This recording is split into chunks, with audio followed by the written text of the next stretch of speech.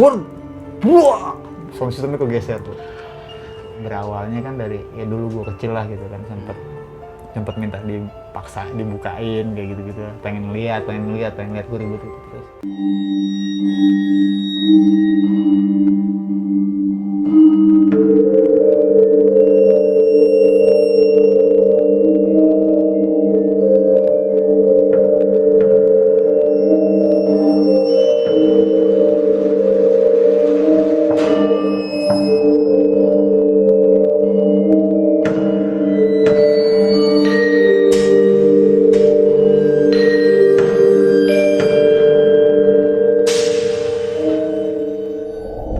Halo teman-teman, apa kabar kalian semua?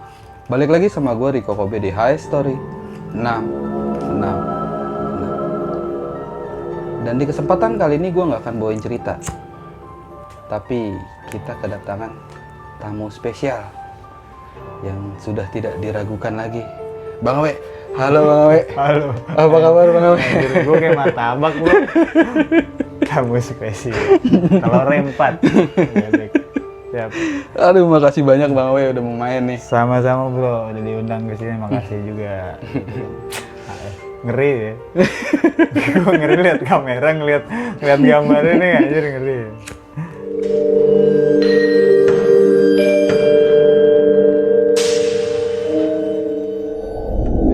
Bang Awe, gue punya pertanyaan nih.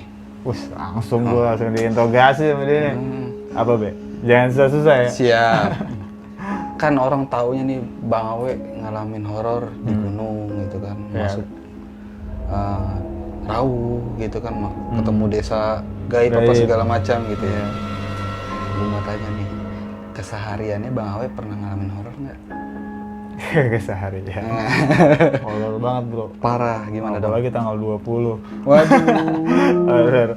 Enggak sih kalau bicara horor, berarti horor yang lo maksud makhluk astral, berhubungan dengan kayak gitu kan ya? Bener. Kalau sering sih mungkin terlalu sering ya bro, karena bicaranya kan kalau apa ya, keturunan nyokap nih, dari nyokap gue tuh ibaratnya kalau orang bilang jika jarang atau apa, jadi bukan orang yang punya gift indigo kah? Enggak. Apa namanya, indra keenam kok? Enggak gitu. Jadi sama teman-teman yang lain sama. Cuman kadang-kadang ya suka bolong mata gitu. Mata suka ngelihat ada gitu.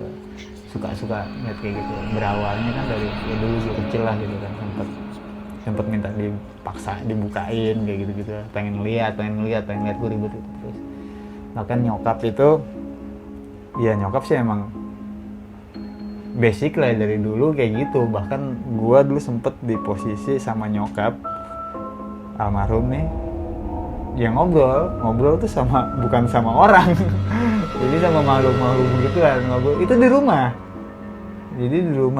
Jadi nyokap gua ya sama mereka tuh kadang negor, nanya apa gitu.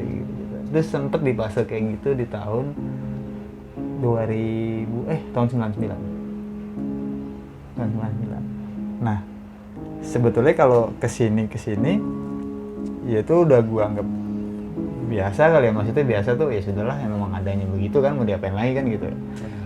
Cuman kalau dulu yang gue sebut tadi tahun 99 itu gua gak cerita nih gitu, boleh. Bukan tentang gunung tapi rumah.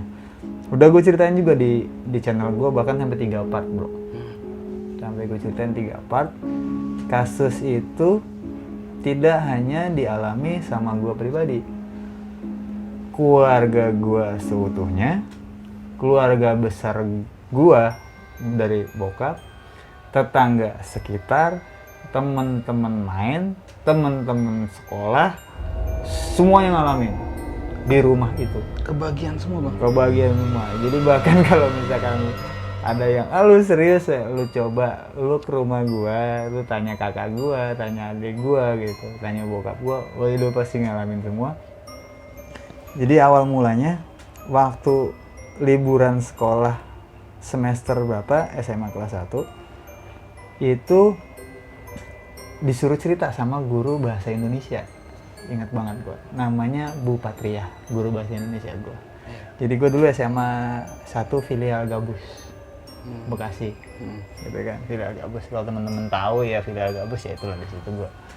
Nah, cerita nih si guru ini begitu selesai liburan, ayo siapa yang mau cerita liburan, namanya baru anak SMA kelas 1 kan bro, masih dianggap anak-anak lah, woy. Cerita, 1 orang, 2 orang yang cerita, udah habis itu nggak ada yang cerita lagi. Ya siapa lagi yang mau cerita? Terus gue iseng angkat tangan, saya bu, gitu. Mau cerita apa kamu we, gitu kan. We, manggilnya bang dia, manggilnya Bambang, kan mau gue Bambang. Mau cerita apa mau bang? Saya nggak mau cerita liburan bu, gitu. Saya mau cerita kejadian horor di rumah saya. Ya udahlah daripada nggak ada yang cerita lagi, kamu maju cerita. Oke, gue maju, berceritalah gue di depan kelas nih, cuy. Bercerita di depan kelas tuh tentang kejadian-kejadian horor di rumah gue. Dari mulai tuh kelas rame, diem. Dari mulai diem duduknya masing-masing sampai ke belakang tuh ngumpul ke depan. Sampai pada duduk di depan papan tulis, gue dikiterin. Pokoknya sampai serius tuh dengerin gue cerita. Selesai cerita, ada teman gue namanya, pokoknya cowok namanya Dwi.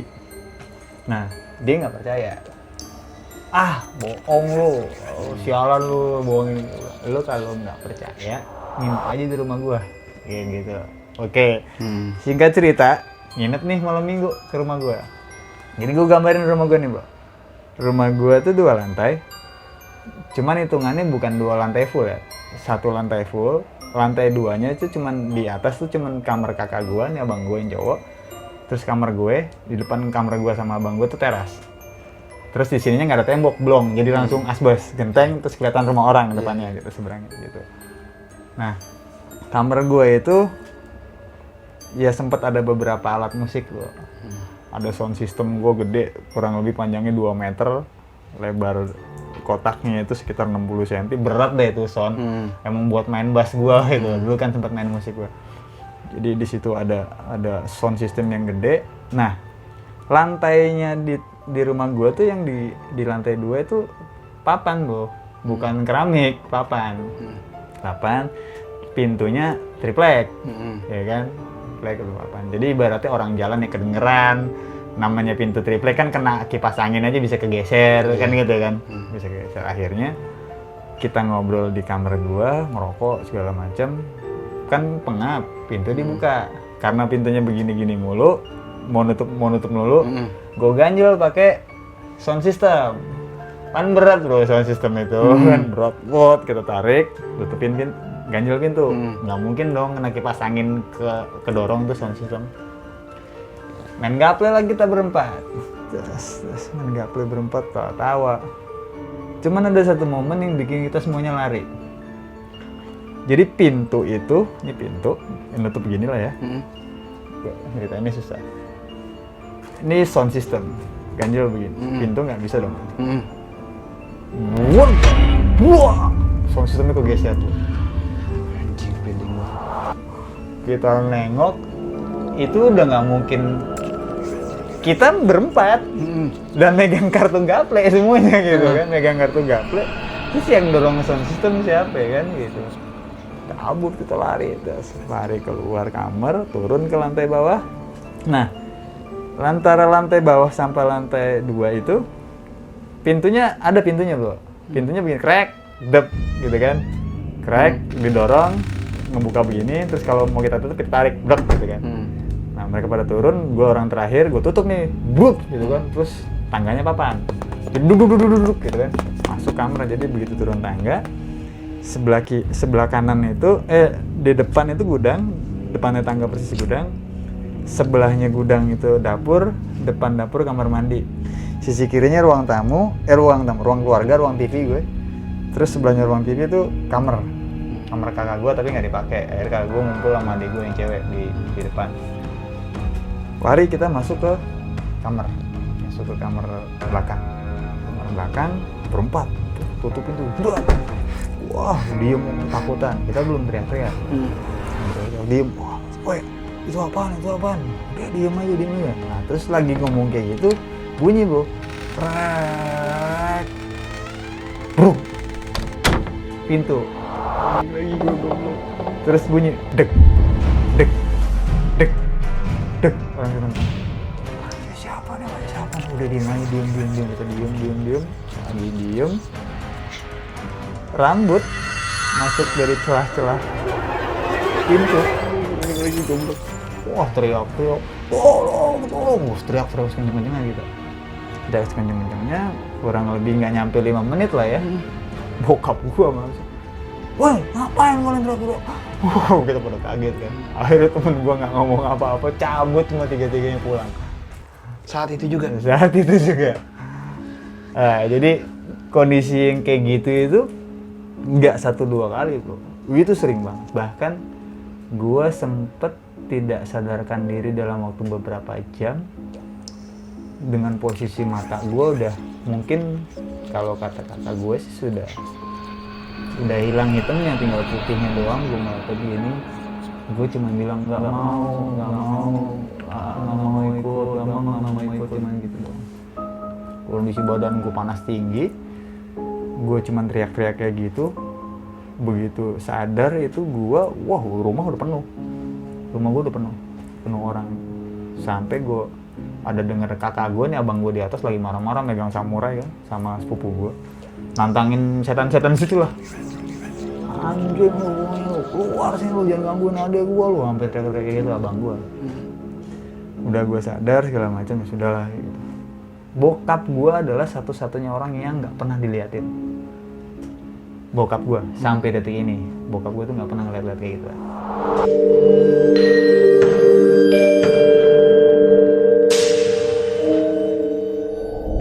Nah, itu satu cerita lagi. Ada cerita yang lain nih. Ini ceritanya banyak banget tuh. Di rumah itu banyak banget. Terus ada kejadian abang gue. Abang gue itu pitak mendadak. Jadi suatu malam dia pulang nongkrong dari mana lah gitu ya.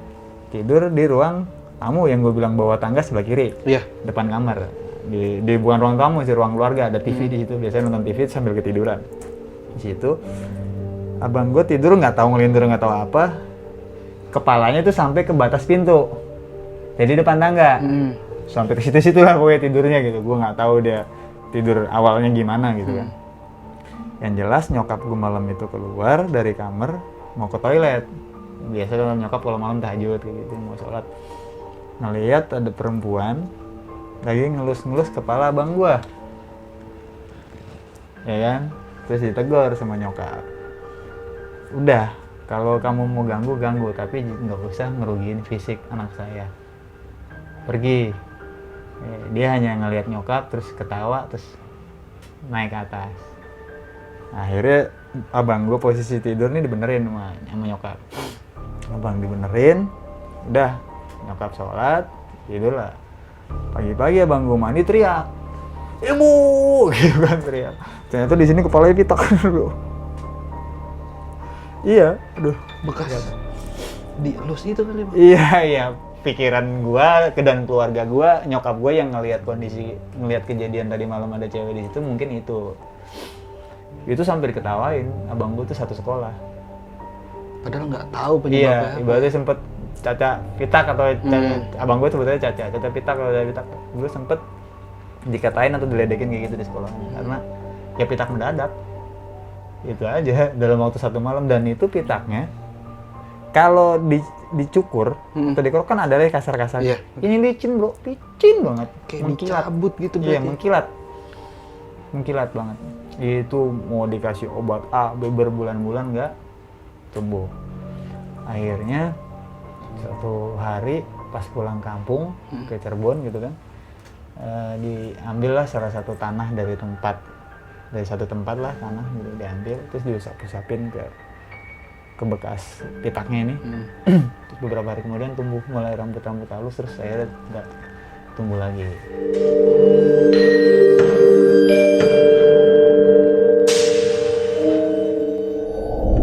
Ini kalau cerita rumah ini mungkin bisa berapa jam ini baru selesai kalau detail ya. Nah, ada cerita klimaks pada saat kita mutusin pindah karena sudah nggak kuat. Itu setiap hari sampai ada di fase nyokap gua itu nggak berani di dalam rumah sendirian. Misalnya gini, bokap kerja, kakak gue kerja, gue pada sekolah, adik gue sekolah, bang gue sekolah, cabut, nyokap gue sendiri di rumah. Nyokap gue keluar rumah di teras, sampai salah satu anaknya pulang sekolah baru dia masuk. Sampai segitu serem itu. Sampai segitu nggak beraninya nyokap gue. Padahal nyokap gue biasa berinteraksi, cuman sampai sejahat itunya si makhluk astral itu sampai nyokap gue nggak berani masuk. Kayak gitu posisinya. Nah, di hari gue pindahan, kalau hitungan gue itu ya orang Cirebon gitu kan, atau siapapun ada lah mungkin kalau keluarga yang make hitungan kayak gitu. Jadi barangnya aja dulu pindah, nanti orangnya habis isa ya gitu. Habis isa tuh hanya bawa kendi tempat beras, bawa sapu, bawa lentera gitu-gitu kan. Ya udahlah, barang udah dipindahin itu dari sore. Terus gua tuh pulang sore, terus dibilang sama nyokap gua, "Bang, makan sana, buru-buru habis makan, habis sisa kita berangkat." "Ya Bu." Makan lah gue. Makan, ambil di dapur, gue makan di ruang TV, ruang keluarga di belakang. Cuman depan pintu, losnya ke depan nih pintu depan. Terus datang kakak adik gue namanya Uci. Adik gue datang, "Assalamualaikum." "Waalaikumsalam." "Ci, buruan ganti baju, makan." Ya, udah, ya masuk. Nggak akan dibantu tuh adik gue langsung ngambil makan. Gue makan di sini, adik gue makan di sini, ya kan. Terus kakak gue yang nomor 2 namanya Eni gitu kan, masuk. "Waalaikumsalam, nih boleh makan?" "Iya." Lanjut ke dapur ngambil makan di sebelah adik gue. Jadi gue makan bertiga dong. Bertiga. Nah karena gue cowok kan habis makan biasanya ngerokok. Gue selesai duluan gue taruh, gue ngerokok. Oh, adik gue selesai, kakak gue selesai, piring gue diambil sama adik gue, diambil, kakak gue bangun, adik gue bangun, mereka berdua jalan ke tempat cuci piring, ke dapur, set, masuk dapur, rokok belum habis, tok, "Assalamualaikum." Dateng kakak gue sama adik gue yang tadi makan. Anjing, merinding gue goblok. Astagfirullahaladzim, yang di depan itu nyokap gue itu siapa tadi? Gue bangun ke dapur nggak ada bu. Jadi yang ada cuma piring bersih aja 3 di situ, habis dicuci. Kaget pada, kenapa? Udah buruan, nanti aja makannya di sana, ganti baju terus berangkat. Nah, udahlah, tinggal cerita, beres, kita naik mobil semua berangkat. Baru jalan sekitar, belum nyampe 1 menit lah baru keluar gang. Nyokap gue bilang, "Ya Allah, Ibu ketinggalan." "Apaan Bu?" "Itu cincin." "Loh, Ibu taruh mana cincin?" "Itu taruh di biasa umpak-umpak." Jadi umpak-umpak tuh pintu di atasnya kan ada celah-celah angin tuh. Langit-langit angin tuh. Taruh di situ nyokap gue. Nyokap gue orangnya nggak bertahan pakai cincin. Jadi ini taruh situ. Ya udah Bu, ambil lagi yuk. Daripada mobilnya muter, kan baru beberapa meter tuh, belum jauh. Turun gue menyokap, balik ke rumah, buka pintu nyokap, trek, itu gue lihat, gue sama nyokap tuh lihat, ya kalau rumah kan ubin lah ya, gue bukan keramik gitu, jadi kayak peluran, cuman dipel pakai kelapa jadi mengkilat gitu. Nah, ya ubin-ubin zaman dulu lah gitu, kayak gitu. Kan harusnya itu dong lihat, dan sekatan kamar terus sama sekatan, itu nggak ada bro. Itu hanya gundukan tanah yang menyerupai kuburan. Gue nggak bilang kuburan, tapi menyerupai kuburan. Kalau nyokap gue bilang, "Kok kuburan ya?" gitu. Cuman kalau gue lihat gundukan memang menyerupai kuburan. Itu semua isinya bro. 2 pintu, yang lihat pintu dalam kan kamar kan harusnya kamar depan tuh ada celah-celah anginnya kan. Nah, itu nggak ada, pintu kamar tuh nggak ada. Belum, itu nggak ada kamar, nggak ada apa, jadi cuma tanah semuanya. Gundukan itu akhirnya tutup lagi sama nyokap. Udah biarin aja. Iya. Akhirnya pindah gue dari rumah itu. Tahun 2000 pindah. Jadi selama 3,5 tahun, ya itu teror kayak gitu. 3,5 tahun apa 2 tahun? 2 tahun setengah. 2 tahun setengah. Gila. Ya itulah, kalau misalkan lo tanya gunung, gue rasa rumah gue lebih gila. Itu nggak melulu gunung ya kalau Nggak. buat nyari horor-horor kayak gitu. Enggak, bener. Wah itu sadis itu. Bahkan ada di konten gue tuh abang gue yang cerita. Jadi kan yang ngerasain Klarifikasi gitu ya iya, jatuhnya. itu yang dia juga ikutan cerita. Hmm. Ya gitu lah bro, kalau misalkan lo tanya ada nggak kejadian di luar gunung, ya kalau sekarang gua anggapnya biasa. Cuman yang gua anggap luar biasa ya saat itu. Gitu sih bro, jadi kalau ditanya, oh lo bisa lihat? Enggak, ya lihat ya normal sama Iya. kayak kita gitu. Paling sesaat aja. Iya, Kita nggak dan- bisa nentuin kapan mau lihat ya bang. Betul. Gitu. Gila, keren banget. Bang Awe, thank you nih. Sudah Siap. mau bagi-bagi ceritanya Nggak sama apa-apa ya kita. bro, sedikit-sedikit Iya nggak apa-apa. 2 menit, 20. Tapi lu minta 10 padahal. Iya. Banyak kan, biasa. Ya udah, teman-teman. Gimana tuh pengalaman Bang Awe? Nggak kalah serem kan sama yang di gunung. Terus dukung channel kita dengan cara subscribe, like, komen, dan share sebanyak-banyaknya. Gua Riko Kobe dari HS Story 666 sama Bang Awe. Awe sama Awe Adventure. Jangan lupa subscribe juga tuh. Nggak Thank usah you, disuruh, banyakan dia. Alah sama lah. Oke, segitu aja. Kita pamit ya. Thank you.